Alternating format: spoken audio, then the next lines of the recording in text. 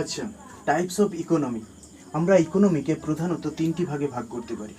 প্রথম হচ্ছে দেখো সোশ্যালিস্টিক ইকোনমি, তারপরে হচ্ছে ক্যাপিটালিস্ট ইকোনমি এবং মিক্সড ইকোনমি। এখন আমরা জানবো যে সোশ্যালিস্ট ইকোনমি বলতে ঠিক অ্যাকচুয়ালি কী বোঝায়। দেখো, প্রথমত সোশ্যালিস্ট ইকোনমির ধারণাটা আমাদের অ্যাকচুয়ালি রাশিয়ার ধারণা। এটা একটা প্ল্যান্ড ইকোনমির অন্তর্গত। এখানে কি না, একজন কোম্পানি তার যা কিছু প্রোডাকশান করবে, কিন্তু ডিস্ট্রিবিউশনের ক্ষেত্রে কিন্তু আমাদের পুরো সরকার কন্ট্রোল করবে। ডিস্ট্রিবিউশনটা কিন্তু আমাদের কোনো কোম্পানির মালিকের হাতে নেই। মানে production and distribution are owned and controlled by the state. মানে প্রোডাকশান তৈরি করার পরের যে পদক্ষেপটা সেটা নেবে আমাদের স্টেট কিংবা কেন্দ্র সরকার নেবে, এবং সেটাকে ডিস্ট্রিবিউশনও করবে আমাদের কেন্দ্র সরকার। কথাটার অর্থ হচ্ছে যে একটা মোবাইল যদি আমরা প্রোডাক্ট করে কোনো কোম্পানি, প্রোডাক্ট করার সাথে সাথে কিন্তু এই প্রোডাকশানটাকে আমাদের কি গভর্নমেন্টকে আমাদের দিতে হচ্ছে। গভর্নমেন্ট কী করবে না, ওর যে দাম নির্ধারণ করবে এবং ওটা ডিস্ট্রিবিউশন করবে জনগণের মধ্যে। এটা হচ্ছে সোশ্যালিস্ট ইকোনমির একমাত্র মেন ইম্পর্টেন্ট ফিচার্স। তারপরে এটা একটা প্ল্যান্ড ইকোনমি। প্ল্যান্ড ইকোনমি কথার অর্থ কি না, এই পরিকল্পনা মাফিক এই ইকোনমিটা চলে। কোনো রকম যে আজকে ইকোনমির প্ল্যান নিলাম কালকে থেকে ইমপ্লিমেন্ট করে দিলাম তা নয়, কিন্তু একটা দীর্ঘক্ষণ ধরে একটা প্ল্যান করা হবে এবং সেটাও চলবে দীর্ঘক্ষণ ধরে। তারপরে দেখো, in such an economy the government is the most important. এই জায়গাটা মাথায় রাখবে, মোস্ট ইম্পর্টেন্ট ডিসিশন মেকার। অর্থাৎ গভর্নমেন্ট চাইলে একটা জিনিসের দাম বাড়াতে পারে, কমাতে পারে, কিন্তু একটা মালিক কখনো করতে পারবে না। এটা হচ্ছে সোশ্যালিস্ট ইকোনমির মেন ফিচার্স। এবার সোশ্যালিস্ট ইকোনমির যে কান্ট্রিগুলো কি না, ইউএসএসআর, আমাদের রাশিয়া কিন্তু একটা সোশ্যালিস্ট ইকোনমির দেশ, এটা মাথায় রাখতে হবে।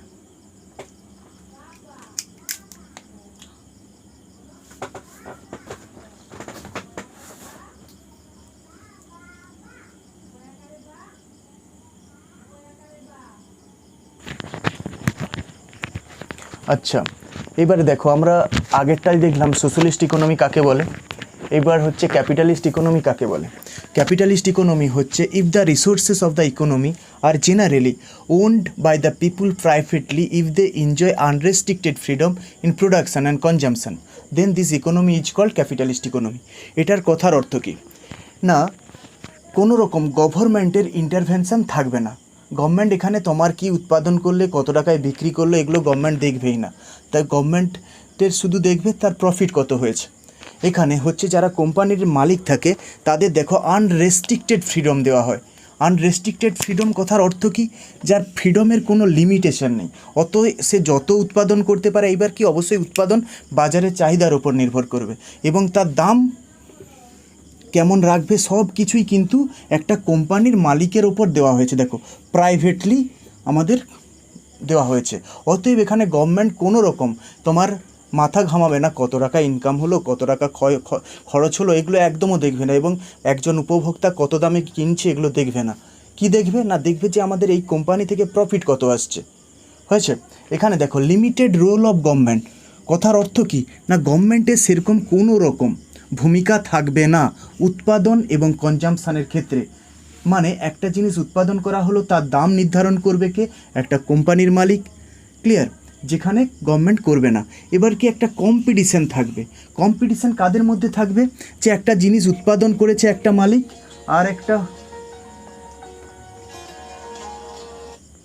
আর একটা হচ্ছে কম্পিটিশন বলতে দুটো কোম্পানি, সে কতটা প্রোডাকশন করবে এবং কত দাম নির্ধারিত করবে। তারা একটা আনরেস্ট্রিক্টেড একটা কম্পিটিশন তারা করবে নিজেদের মধ্যে। সরকার কাউকে সাহায্য করবে না এবং কারোর কাজে হস্তক্ষেপ করবে না। এখানে কনজিউমার সোভার্জিনিটি কথার অর্থ কি, উপভোক্তার সম্পূর্ণ কি আছে না, সোভার্জিনিটি আছে।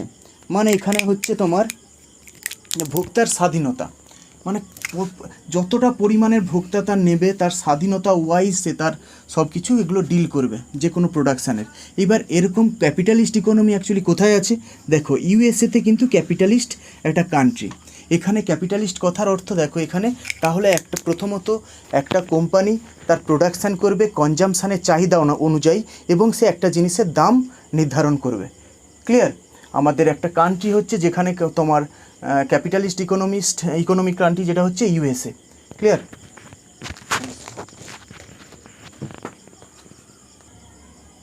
আচ্ছা, এখানে দেখো আমরা টাইপস অফ ইকোনমিতে তিনটে টাইপস পেয়েছিলাম, একটা হচ্ছে সোশ্যালিস্ট ইকোনমি, একটা হচ্ছে ক্যাপিটালিস্ট ইকোনমি, এইবার যেটা হচ্ছে মিক্সড ইকোনমি, যেটা হচ্ছে ভারতের ইকোনমির বৈশিষ্ট্য। এখানে প্রথমত আমাদের জানতে হবে যে পাবলিকলি যেটা ইনফ্লুয়েন্সেস বেশি সেটা কি, আর প্রাইভেটলি ইনফ্লুয়েন্স যেটা সেটা কি।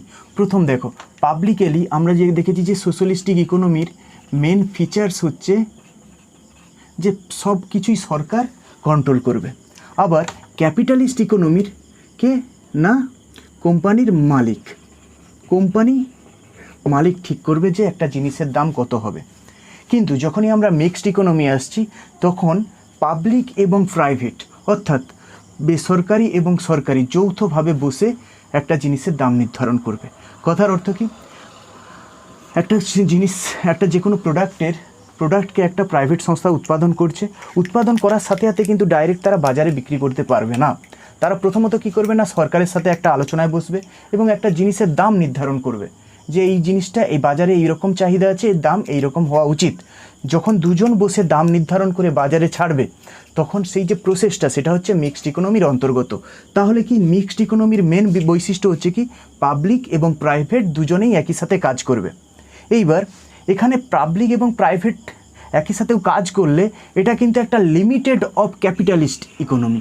কথার অর্থ কি না আমাদের পাবলিক এবং প্রাইভেট দুজন বসেই তো একটা জিনিসের দাম নির্ধারণ করেছে, কিন্তু তা হলেও একটু কোথাও না কোথাও দেখতে গেলে ক্যাপিটালিস্ট ইকোনমির একটা ছোঁয়া রয়েছে। অর্থাৎ একটা জিনিস যখন উৎপাদন হচ্ছে এবং তার যখন দাম নির্ধারণ হচ্ছে সেই কোথাও না কোথাও মালিক পক্ষ তার দামটা নির্ধারণ করছে। ক্লিয়ার?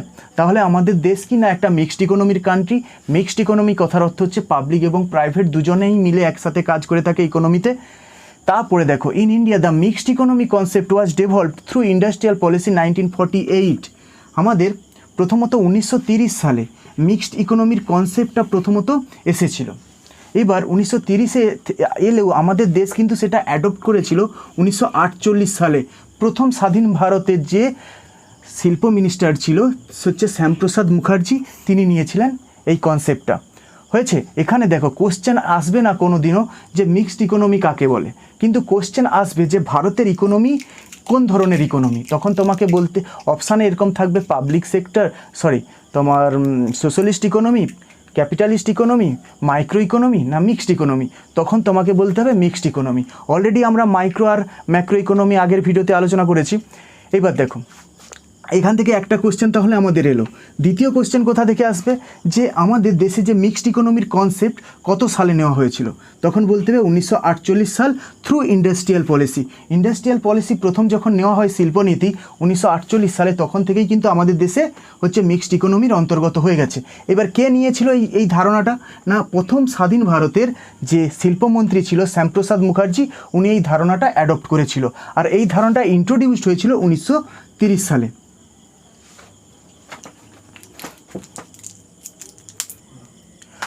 আচ্ছা, এইবার আমরা ইকোনমিকের বেসিক একটা কনসেপ্ট এবার জানলাম। এইসব কনসেপ্টগুলো যেগুলো প্রিভিয়াসলি আমরা আলোচনা করেছি, micro economy, macro economy, economy কাকে বলে, ইকোনমির style, types of economy, capitalist economy, socialist economy এবং মিক্সড ইকোনমি, এগুলোতে আমরা পড়লাম। কিন্তু এই ইকোনমি অ্যাকচুয়ালি একটা সাবজেক্ট। এই সাবজেক্টটা কার হাত ধরে এসেছে সেটা তোমাকে জানতে হবে। যে অ্যাডাম স্মিথের হাত ধরে 1776 সালে কিন্তু ইকোনমি এই সাবজেক্টটার জন্ম হয়েছে। অ্যাডাম স্মিথের একটা বিখ্যাত বই দ্য ওয়েলথ অফ নেশন, এই বইটা কিন্তু পরীক্ষাতে বারবার দেয় যে অ্যাডাম স্মিথের বইটার নাম কি কিংবা দ্য ওয়েলথ অফ নেশন এই বইটা লিখেছে কে। এই বইটাতে প্রথম ইকোনমি সাবজেক্টটার সম্পর্কে বলা হয়েছে। এবার ফাদার অফ ক্লাসিক্যাল ইকোনমি বলতে যারা প্রাচীন, যারা অনেক পুরনো ইকোনমির যে ফাদার কাকে বলা হয় না অ্যাডাম স্মিথকে বলা হয় ফাদার অফ ক্লাসিক্যাল ইকোনমি। তাহলে মডার্ন ইকোনমির ফাদার কাকে বলা হয়? দেখো এখানে মডার্ন ইকোনমির ফাদার হিসাবে আমরা জেএম কেনকে পেয়েছি। এর আগে ছিল 1800 সাল নাগাদ তোমার অ্যালফ্রেড মার্শেল ছিল, কিন্তু আমরা ওগুলো ডিসকাস করছি না যেহেতু তোমাদের সিলেবাসে ওগুলো থাকে না। তো যেটা হচ্ছে ফাদার অফ মডার্ন ইকোনমি হচ্ছে জেএম কেনস। 1936 সালে ইনি general theory of employment and interest and মানি নামক একটি বই লিখেছিলেন। তার মধ্যে আমরা ইকোনমিক এই সাবজেক্টটার সম্পর্কে আমরা জানতে পারি। ক্লিয়ার? তাহলে আমাদের কীরকম কোয়েশ্চেন আসবে দেখো প্রথম ইকোনমির যদি আমরা নর্মাল সেন্সে যদি আমাদের জেএম কেইনস না অপশানে থাকে the father of modern economy, এই অপশানটাতে যদি জেএম কেইন না থাকে তাহলে কিন্তু আমরা অ্যাডাম স্মিথকে করব, কিন্তু কিংবা নর্মালি যদি বলা হয় ফাদার অফ ইকোনমি কাকে বলে তাহলে কিন্তু আমরা অ্যাডাম স্মিথকেই আনসার করব। ক্লিয়ার? তাহলে এখান থেকে কি কোন জায়গাগুলো ইম্পর্টেন্ট না, অ্যাডাম স্মিথের বইটার নাম ভালো করে পড়বে যে বারবার পরীক্ষায় দেয়, আর হচ্ছে father of classical economy, father of modern economy. Clear? আর father of modern economy J M কেইনসের যে বইটা তার নামটা একটু পড়ে রাখবে, যে a general theory of employment, interest and money. Clear? চলো পরেরটায়।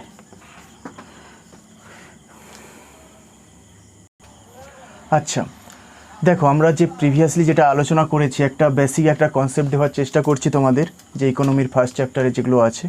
তো এবার হচ্ছে যে আমাদের জানি যে আমরা নোবেল পুরস্কার আমাদের শুরু হয়েছিল 1901 সাল থেকে, কিন্তু ইকোনমিতে নোবেল দেওয়া শুরু হয়েছিল কিন্তু 1969 সালে, যেটা শুরু করেছিলেন তোমার অ্যালফ্রেড নোবেলের পয়সা চ্যারিটি ফান্ড থেকে দেওয়া হচ্ছে। এবার first Nobel recipient from economy দুজন ব্যক্তিকে দেওয়া হয়েছিল, রাজনার ফ্রিস অ্যান্ড প্রফেসর টিনবার্জার।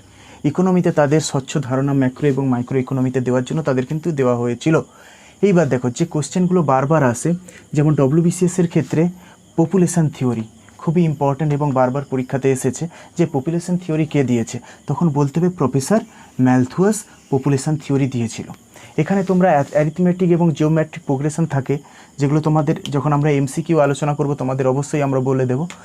এবার দেখো ল মার্কেট থিওরি কে দিয়েছিল না জেবি শো। ক্লিয়ার? ল মার্কেট থিওরি অ্যাকচুয়ালি একটা বেসিক একটা তোমরা ধারণা নিয়ে নাও, যে ল সাপ্লাই ওয়াইজ ক্রিয়েট, অর্থাৎ তোমার সাপ্লাই যেমন চাইবে তোমরা কোম্পানির মালিকরা সেভাবে তারা উৎপাদন করবে। এটা এই যে সিস্টেমটা, এই যে থিওরিটা দিয়েছিল কিন্তু জেবি শো। তারপরে দেখো রেন্ট থিওরি বলতে যে কোনো একটা জায়গা যদি আমরা রেন্ট নিয়ে কোনো কিছু ব্যবসা খুলতে চাই, সেভাবে কিভাবে চুক্তিবদ্ধ হতে হয় সেটার জন্য দিয়েছিল কিন্তু ডেভিড রিকার্ডো। তাহলে কি রেন্ট থিওরি কার যদি কোশ্চেন আসে, যে আমাদের বলতে হবে ডেভিড রিকার্ডোর হচ্ছে রেন্ট থিওরি। তারপরে দেখো যেটা আমি বলে দিলাম পপুলেশন থিওরি, প্রফেসর মালথুয়াসের, খুব ইম্পর্টেন্ট, এটা কিন্তু বারবার পরীক্ষায় দেয়। এখানে দুটো জায়গা তোমরা যদি দেখো, আমি যদি ল মার্কেট থিওরি এবং রেন্ট থিওরি নাও যদি আমাদের মনে থাকে, তেমন কোনো পরীক্ষাতে এফেক্ট পড়বে না, কারণ এগুলো দেয় না সাধারণত। কিন্তু ফার্স্ট নোবেল রেসিপিয়েন্ট এইটা দেয়, আর পপুলেশন থিওরি প্রফেসর যে ম্যালথুয়াস, এই কোশ্চেনটাও কিন্তু বারবার আসে।